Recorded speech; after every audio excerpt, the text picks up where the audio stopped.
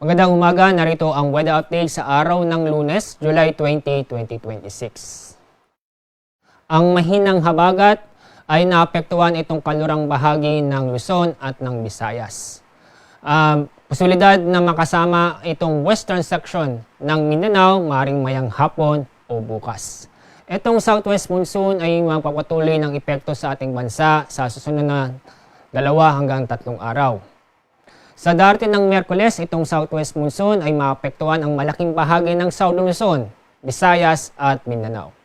Samantala, ang cloud cluster ay patuloy nating binabantayan at may posibilidad na maging low pressure area.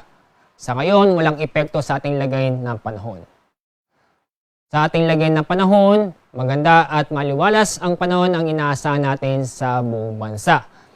Pero sa hapon, magiging makulimlim o maulap na kalangitan na may mga kalat-kalat na pag-ulan at thunderstorm sa western section ng ating bansa. Katulad sa Ilocos Region, Bataan, Zambales, Cavite, Batangas, kasama na rin ang Occidental Mindoro, Oriental Mindoro, Palawan, Western Visayas, Negros Islands Region, Zamboanga Peninsula, Barm, Sultan Kudarat at Sarangani. Ngayon, wala tayong gale warning. Ibig sabihin, wala tayong inaasahang matataas na alon.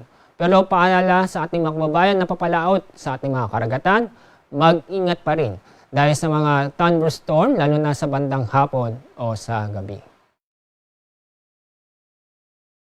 Ang araw sigas ganap na 5:36 ng umaga.